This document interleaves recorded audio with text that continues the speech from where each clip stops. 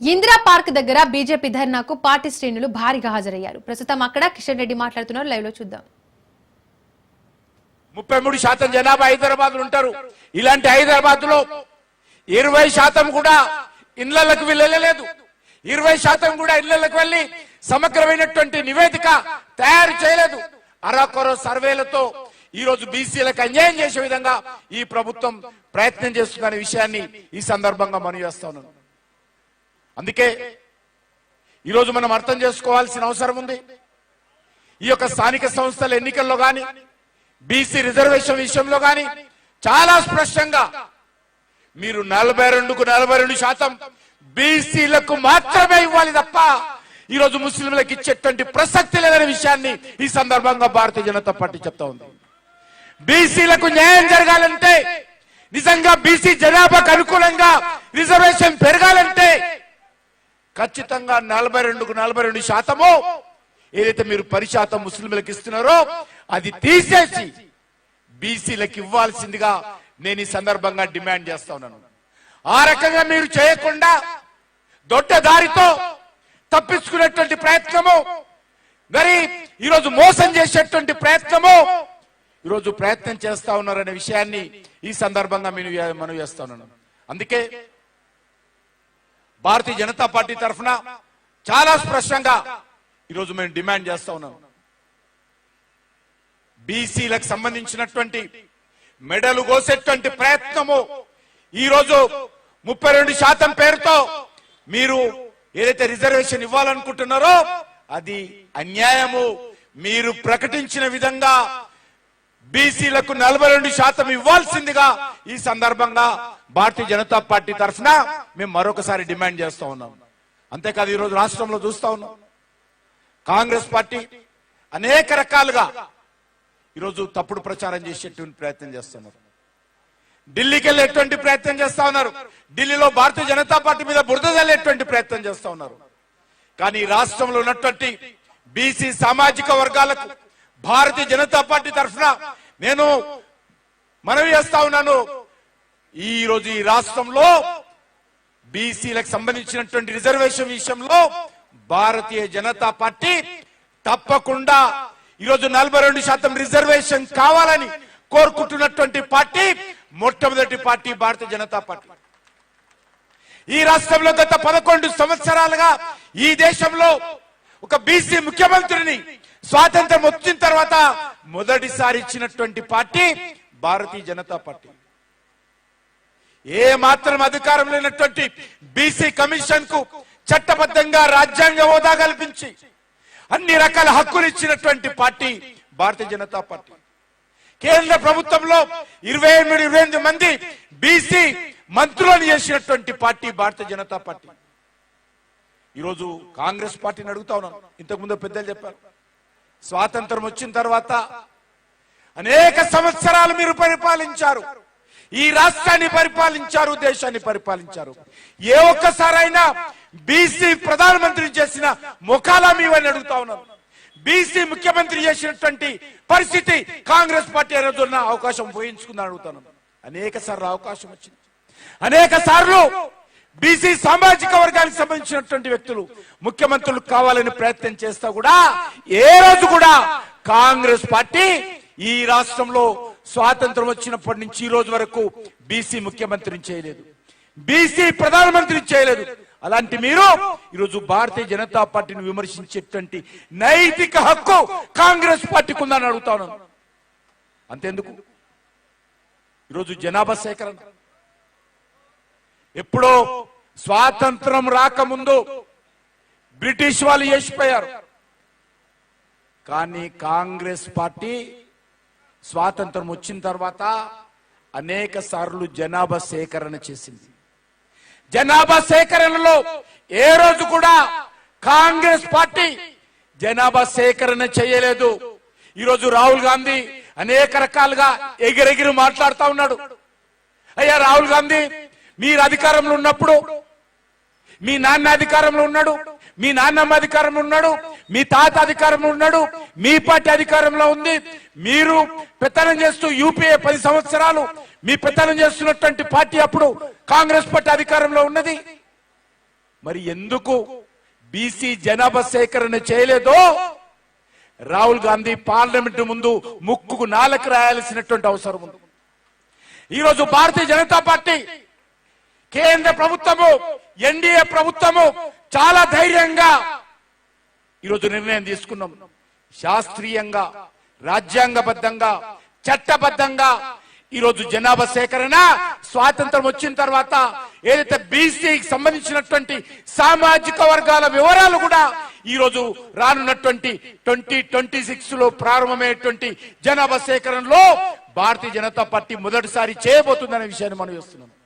ఈ దేశ చరిత్రలో బీసీలకు సంబంధించినటువంటి సామాజిక న్యాయం ఎప్పుడు జరుగుతుందంటే నరేంద్ర మోడీ గారి నాయకత్వంలో బీసీ జనాభా సేకరణ పూర్తయిన తర్వాతనే ఈ దేశంలో బీసీలకు సామాజిక న్యాయం జరుగుతుంది. అది నరేంద్ర మోడీ గారి నేతృత్వంలోనే జరగబోతుంది, భారతీయ జనతా పార్టీ నేతృత్వంలోనే జరగబోతుందనే విషయాన్ని ఈ సందర్భంగా మనం చేస్తున్నాను. రాహుల్ గాంధీ కాంగ్రెస్ పార్టీయో ఏ రోజు కూడా మాటలు కోటలు దాటాయి తప్ప వాళ్ళు ఏ రోజు కూడా ఈ సామాజిక న్యాయం గురించి ప్రయత్నం చేయలేదు. దేశ సమగ్రత సమైక్యత గురించి ప్రయత్నం చేయలేదు. దేశ అభివృద్ధి గురించి ప్రయత్నం చేయలేదు. దేశ గౌరవాన్ని పెంచేటువంటి ప్రయత్నం చేయలేదు. దేశ సామాజిక దృక్పథంతో వాళ్ళు ఏ రోజు కూడా అవగాహన లేకుండానే పనిచేశారు తప్ప ఏ రోజు కూడా అవగాహనతో పనిచేయలేదు. అందుకే ఈరోజు చాలా స్పష్టంగా మనం ఉండాలి.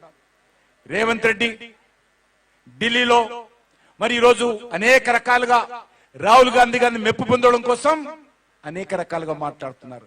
స్థాయికి మించి మాట్లాడుతూ ఉన్నాడు, అర్హతకు మించి మాట్లాడుతూ ఉన్నాడు, అసందర్భంగా మాట్లాడుతూ ఉన్నాడు. ఆయన ఏమంటాడు? ప్రధానమంత్రి కన్వర్టెడ్ బీసీ. ఈ రాష్ట్రంలో కూడా విశ్వబ్రాహ్మణులు కావచ్చు, అనేక కులాల వాళ్ళు అనేక సందర్భాలలో బీసీ కమిషన్ సంబంధించి నిర్ణయాలు వచ్చిన తర్వాత బీసీలో కలిపారు.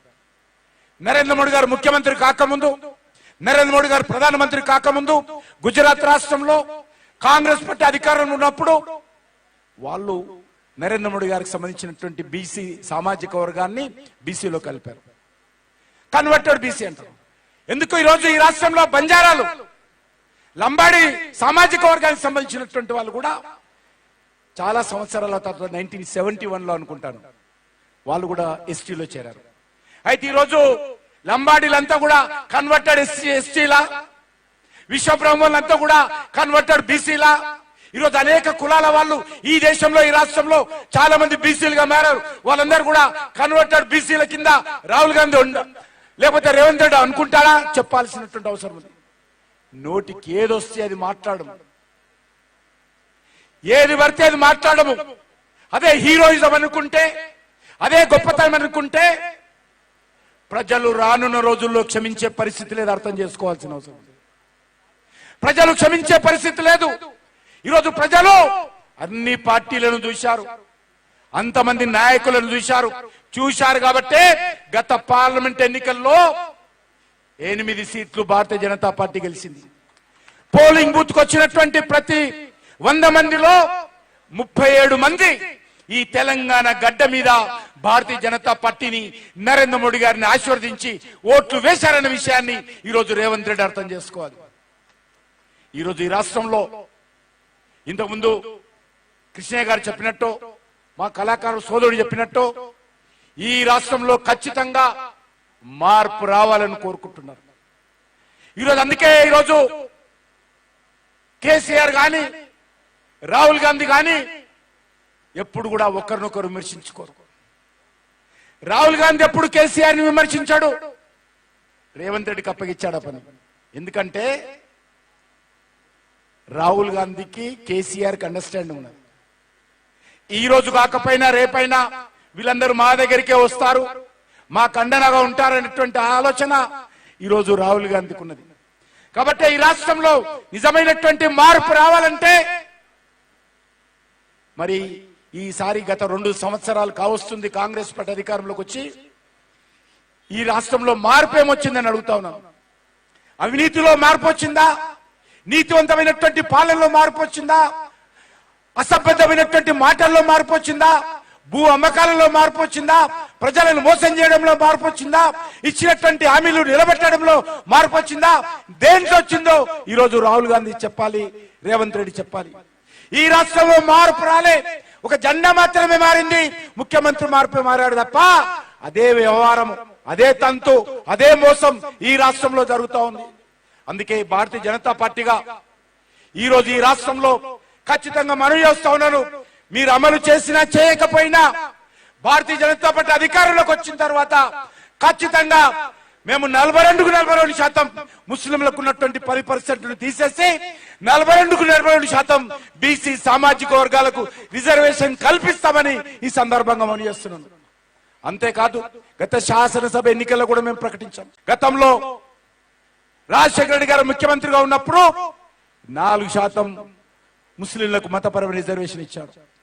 ఇదే హైదరాబాద్ హైకోర్టు నుంచి హైదరాబాద్ హైకోర్టు ధర్మాసనం ఈ రకంగా మతపరమైన రిజర్వేషన్ తప్పు, అన్కాన్స్టిట్యూషనల్, రాజ్యాంగ వ్యతిరేకము, మతపరమైన రిజర్వేషన్స్ డాక్టర్ బాబాసాహెబ్ అంబేద్కర్ అంగీకరించలేదు కాబట్టి రాజ్యాంగంలో పొందుపరచలేదు.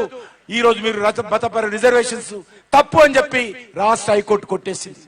ఒకటి కాదు 2 సార్లు కొట్టేస్తే సుప్రీంకోర్టులో స్టే తెచ్చుకొని 4% రిజర్వేషన్ అమలు చేస్తా ఉన్నారు. గత శాసనసభ ఎన్నికల్లో కూడా భారతీయ జనతా పార్టీ ప్రకటించింది. ఇప్పటికీ అమలులో ఉన్నటువంటి ఆ 4% రిజర్వేషన్స్ కూడా భారతీయ జనతా పార్టీ అధికారంలోకి వచ్చిన తర్వాత ఖచ్చితంగా ఆ 4% కూడా ఎస్సీ ఎస్టీ బీసీలకు అవి కూడా మేము ముస్లింలు మతపర రిజర్వేషన్ తొలగించి బీసీ ఎస్సీ ఎస్టీలకు ఇస్తామని మనం చేస్తున్నాను. ఎందుకు చెప్తా ఉన్నానంటే భారతీయ జనతా పార్టీ ముస్లింలకు వ్యతిరేకం కాదు. ఈబీసీ రిజర్వేషన్ కింద 10% రిజర్వేషన్ పరిధిలో లేనటువంటి అన్ని వర్గాలకు కూడా అందించే ప్రయత్నం భారతీయ జనతా పార్టీ ప్రభుత్వం, మోడీ గారి ప్రభుత్వం చేసింది. ఈరోజు అది క్రిస్టియన్స్ కావచ్చు, ముస్లింస్ కావచ్చు, ఆ 10% రిజర్వేషన్స్ కింద వాళ్ళందరికీ లబ్ధి పొందిస్తున్నాం, వాళ్ళందరికీ అవకాశం కల్పుతున్నాం. కాబట్టి ఈరోజు ఆ రకమైనటువంటి మతపరమైన రిజర్వేషన్స్ కాకుండా ఈబీసీ పేరు మీద అనేక వర్గాలను కూడా ఆలోచన చేసి నరేంద్ర మోడీ గారి ప్రభుత్వము ప్రతి ఒక్కరికి న్యాయం చేసేటువంటి ప్రయత్నం చేస్తా ఉంది. అందుకే ఈ రోజు చాలా పెద్ద ఎత్తున మనం ఉదయం నుంచి కూడా ఈ ధర్నా కార్యక్రమం చేస్తా ఉన్నాం. ఇది ప్రారంభం మాత్రమే. రానున్న రోజుల్లో ఈ ఉద్యమాన్ని మరింత ముందుకు తీసుకెళ్లాల్సిన అవసరం ఉంది. ఇచ్చినటువంటి హామీ ప్రకారము కాంగ్రెస్ పార్టీ బాధ్యత ఈరోజు 42% రిజర్వేషన్ అమలు చేయాలి. చేయాలని మనసులో లేదు, చేయాలని మనసులో లేదు. ఏదో ఈరోజు బట్టగాల్చి ముఖం మీద వేసినట్టు కంటి తుడుపు చర్యగా భారతీయ జనతా పార్టీని విమర్శించేటువంటి ప్రయత్నం చేస్తా ఉన్నారు. ఢిల్లీలో చూస్తే ఉదయం లేస్తే సాయంకాలం వరకు రాహుల్ గాంధీ మరి తెలంగాణ గురించి మాట్లాడతాడు. తెలంగాణ పెద్ద ఆదర్శం అని మాట్లాడుతా ఉన్నాడు. ఏం ఆదర్శం అని అడుగుతా ఉన్నాను. మతపరమైన రిజర్వేషన్స్ ఇవ్వడం ఆలస్యమా? బీసీలకు వెన్నుపోటు పరిచే బీసీలను గొంతుకొసేది ఆదర్శమా? ఈరోజు రాహుల్ గాంధీ చెప్పాలి.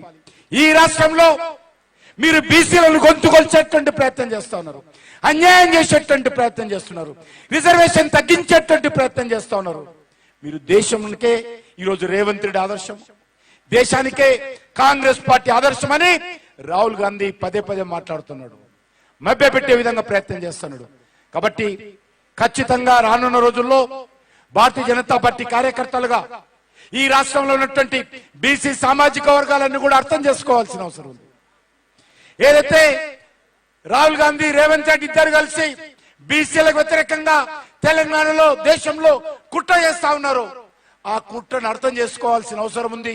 అన్ని బీసీ సంఘాలు నిజంగా బీసీలకు న్యాయం జరగాలంటే, బీసీలకు మేలు జరగాలంటే, బీసీ సామాజిక వర్గాలకు న్యాయబద్ధంగా చట్టబద్ధంగా పైకి రావాలంటే వాస్తవ విషయాలు మాట్లాడాలి తప్ప ఈరోజు మరి రేవంత్ రెడ్డి లేకపోతే కాంగ్రెస్ పార్టీ లేకపోతే రాహుల్ గాంధీ చెప్తున్నటువంటి మోసాలలో మనం పడకూడదని చెప్పి ఈ సందర్భంగా మనం చేస్తూ ఖచ్చితంగా 42కు 42% బీసీలకు మాత్రమే రిజర్వేషన్ వర్తించే విధంగా, రిజర్వేషన్ వచ్చే విధంగా తెలంగాణలో ఉన్నటువంటి అన్ని బీసీ సంఘాలు కూడా ఐక్యమత్యంగా పోరాటం చేయాలి.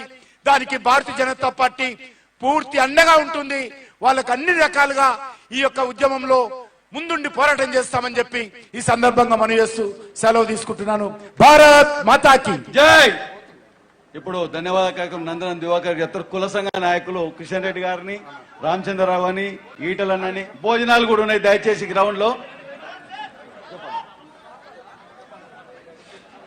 దయచేసి అందరూ కూడా గ్రౌండ్ లో భోజనం చేసుకొని పోవాలి.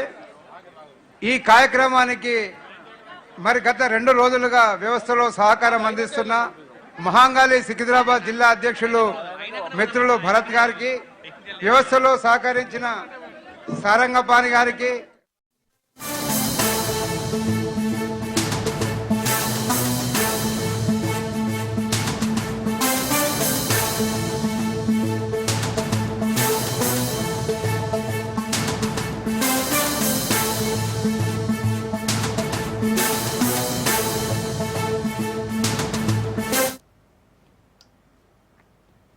హిమాచల్ ప్రదేశ్ లో ప్రకృతి ప్రకోపించింది. కులు జిల్లాను భారీ వర్షాలు ముంచెత్తడంతో తీవ్ర విషాదం చోటు చేసుకుంది.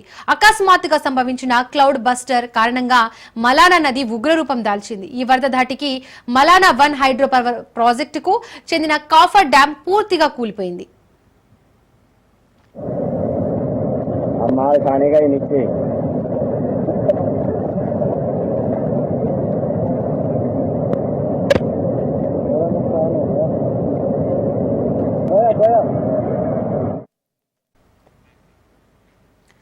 ఈ జల ప్రళయంలో మలానా బ్యారేజ్ పూర్తిగా ధ్వంసమైంది. డ్యాం శిథిలావస్థకు చేరిన దృశ్యాలు లోయ అంతటా చెల్లాచెదురుగా పడి ఉన్న భారీ శిథిలాలు స్పష్టంగా కనిపిస్తున్నాయి. ఆకస్మిక వరద ఉధృతికి కార్లు, వంతెనలు, ఇళ్లు కాగితపు పడవల్లా కొట్టుకుపోయాయి.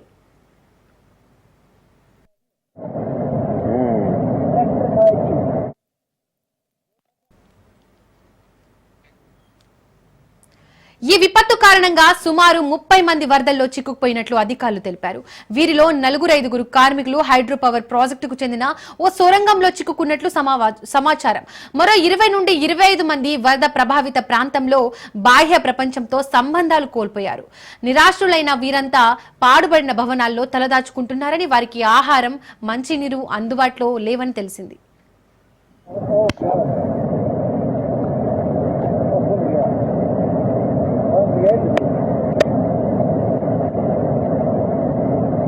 बारी आ गई तो भाई हमारे खाने का ही नीचे. సమాచారం అందుకున్న వెంటనే జాతీయ విపత్తు స్పందన దళం, పోలీసులు, స్థానిక సహాయక బృందాలు రంగంలోకి దిగాయి. వరదల కారణంగా రహదారులు పూర్తిగా కొట్టుకుపోవడంతో సహాయక సిబ్బంది దట్టమైన అటవీ ప్రాంతాల గుండా నడుచుకుంటూ ఘటనా స్థలానికి చేరుకుంటున్నారు. పరిస్థితిని సమీక్షించేందుకు ముఖ్యమంత్రి సుఖ్వీందర్ సింగ్ సుఖు ఉన్నత స్థాయి అత్యవసర సమావేశం నిర్వహించారు.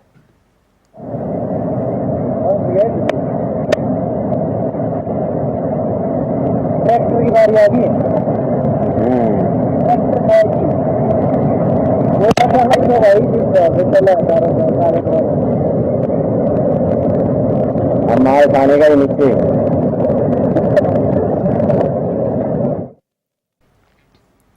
కులలో ఇప్పటి వరకు ఎలాంటి ప్రాణ నష్టం అధికారికంగా నమోదు కాలేదని, అయితే పలువురు గల్లంతయ్యారని అధికారులు తెలిపారు. నష్టం పూర్తి స్థాయిలో అంచనా వేయడానికి సమయం పడుతుందని అన్నారు. మరోవైపు భారీ వర్షాలు కొనసాగుతున్నందున మరిన్ని కొండ చర్యలు విరిగిపడే ప్రమాదం లేదా ఆకస్మిక వరదలు సంభవించే ప్రమాదం ఉందని అధికారులు హెచ్చరిస్తున్నారు.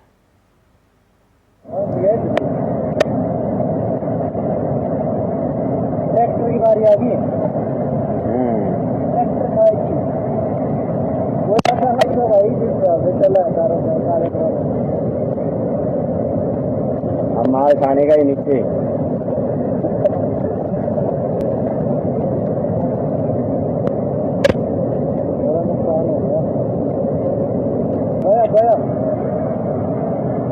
हो गया.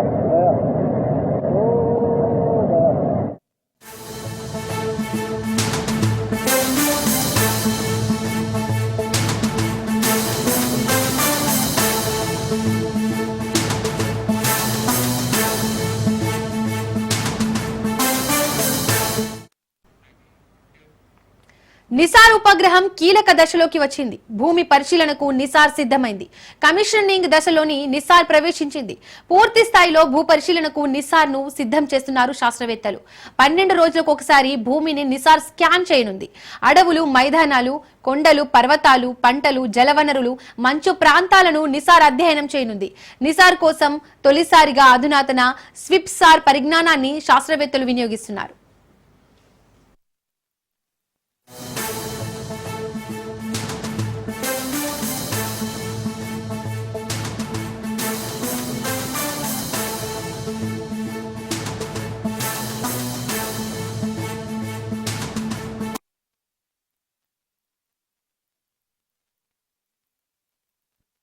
హైదరాబాద్ లో పండగ సాయన్న జయంతి ఉత్సవాలు జరిగాయి. హైదరాబాద్ లో పోస్టర్ ఆవిష్కరణ చేశారు జాతీయ బీసీ దళ అధ్యక్షుడు దుండ్రా కుమారస్వామి. బహుజన వర్గాల ఆత్మగౌరవం కోసం జీవితాంతం పోరాడిన మహానీయుడు పండుగ సాయన్న అంటూ గుర్తు చేసుకున్నారు. పండగ సాయన్న జయంతిని ఆగస్టు 8న న్యూఢిల్లీలో ఘనంగా నిర్వహించేందుకు ఏర్పాట్లు జరుగుతున్నాయన్నారు. పండుగ సాయన్న బహుజనుల హక్కుల కోసం, సామాజిక సమానత్వం కోసం జీవితాన్ని అంకితం చేసిన ఉద్యమ యోధుడన్నారు. కులమత భేదాలకు తావు లేకుండా సామాజిక సమానత్వం కోసం సమాజ నిర్మాణానికి కృషి చేసిన నాయకుడు అని తెలిపారు.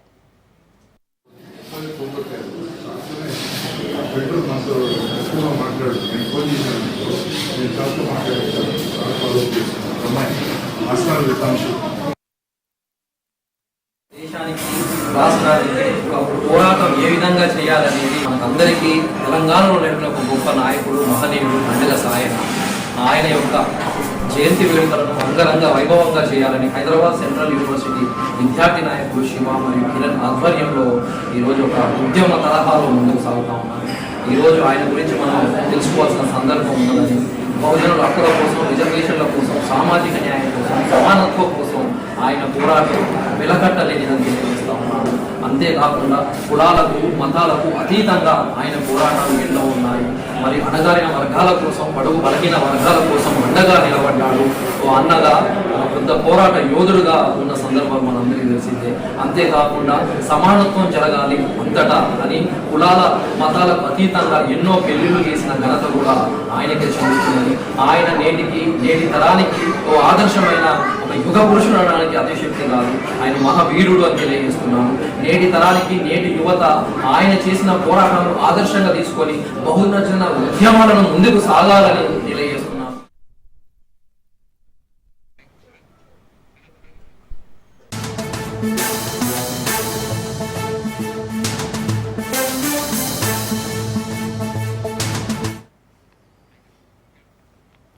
ధర్మస్థల మట్టిలో శరీర అవశేషాల కోసం అన్వేషణ కొనసాగుతోంది. దశాబ్దాలుగా ధర్మస్థలాలో విలపిస్తున్న మృత్యుఘోషపై అధికారులు దృష్టి సారించారు. దేశాన్ని ఉలిక్కి పడేలా త్రవ్వకాల్లో శవాలు బయటపడుతున్నాయి. నేత్రావతి నదికి సమీపంలోని అటవీ ప్రాంతంలో తవ్వకాలు జరుపుతున్నారు. 7-8 సైట్ల తవ్వకాల్లో ఎలాంటి మానవ శరీర అవశేషాలు బయటపడలేదు. నేత్రావతి నది నుండి కేవలం 10 మీటర్ల దూరంలోనే ఉన్న 8-7 సైట్లు ఉన్నాయి. తవ్విన ప్రదేశాల్లో వర్షం కారణంగా నీరు నిలిచిపోయి ఉంది.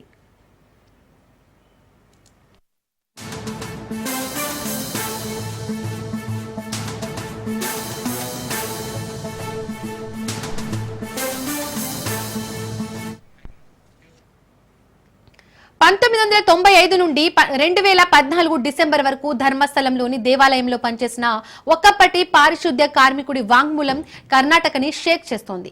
1995 నుండి 2014 డిసెంబర్ వరకు ధర్మస్థలంలోని దేవాలయంలో పనిచేసిన ఒక్కప్పటి పారిశుద్ధ్య కార్మికుడి వాంగ్మూలం ఇప్పుడు కర్ణాటకని షేక్ చేస్తోంది. సంచలనం కోసం చెప్పలేదతను, ఆధారాలు చూపిస్తానంటున్నాడు. ఎవరు చేశారో చెబుతానంటున్నాడు. ఎవరు నమ్మరేమోనని తాను పూడ్చిన ఓ శవం ఎముకలను ఫోటోలు తీసి చూపించాడు. తనను ఎవరైనా చంపేసినా నిజం బయటికి రావాలని తనకు తెలిసిందంతా సీల్డ్ కవర్లో పెట్టి సుప్రీంకోర్టు న్యాయవాదికి ఇచ్చాడు. లేడీ డిటెక్టర్ పరీక్షకైనా రెడీ అంటున్నాడు. తాను పూడ్ చేసిన మృతదేహాల్లో 12 నుండి 15 ఏళ్ల అమ్మాయిలతో పాటు మహిళలు, మగవారు కూడా ఉన్నారని ఆనవాళ్లు చెబుతున్నాడు. తీవ్ర గాయాలు, యాసిడ్తో కాల్చేసిన మృతదేహాలను అతడు పూడ్చేవాడు.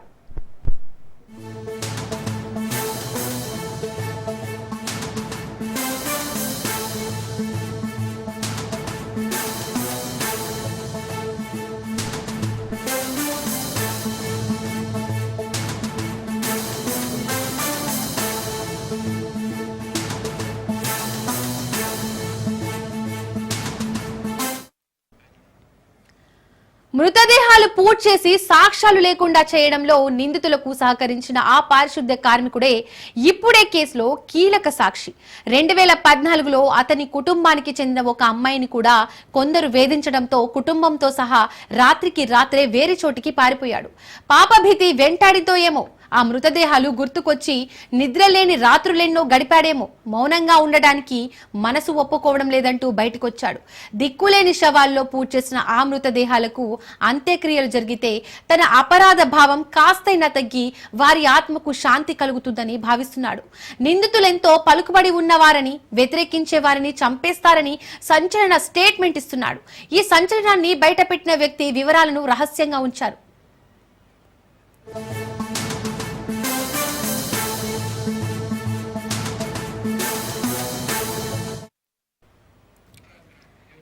విచారణ కోసం 4 ఐపీఎస్ల ఆధ్వర్యంలో ప్రత్యేక దర్యాప్తు బృందాన్ని ఏర్పాటు చేసింది కర్ణాటక ప్రభుత్వం.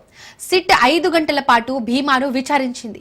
అతను చెప్పిన 13 ప్రదేశాలలో అధికార యంత్రాంగం తవ్వకాలు మొదలుపెట్టింది. కూలీలు, చిన్న యంత్రాలు, జాగిలాల సాయంతో ధర్మస్థల పరిసరాల్లో మృతదేహాల కోసం తవ్వకాలు ప్రారంభమయ్యాయి. భారీ భద్రత నడుమ 4 రోజులుగా తవ్వకాలు కొనసాగుతున్నాయి. మొదట తవ్విన 5 చోట్ల ఎలాంటి అవశేషాలు లభించలేదు. కానీ 6వ ప్రదేశంలో 15 మానవ ఎముకలు, కొన్ని లోదుస్తులు లభ్యమయ్యాయి. అవి 2 మహిళలవని ప్రాథమికంగా అంచనా వేస్తున్నారు. ఫోరెన్సిక్ పరీక్షల కోసం ల్యాబ్కు పంపించారు.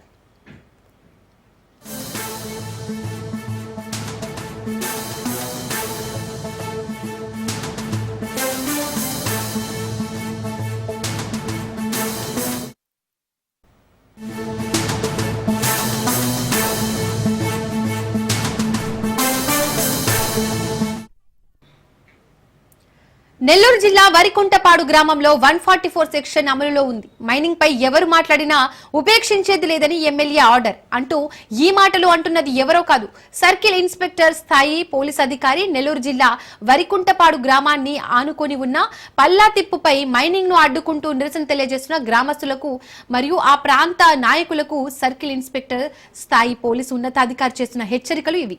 ఎమ్మెల్యే కాకర్ల సురేష్ ఆదేశాలతోనే తాము ఇక్కడికి వచ్చామని పోలీసు ఉన్నతాధికారి వ్యాఖ్యానించినట్టు తెలుస్తోంది. రోడ్డుపైకి రాకుండా గ్రామంలోని రామాలయం వద్ద నిరసన తెలియజేస్తున్న గ్రామస్తులపై పోలీసులు బల ప్రదర్శన చేశారు. గ్రామస్తులకు పోలీసులకు మధ్య తీవ్ర స్థాయిలో వాగ్వాదం చోటు చేసుకుంది.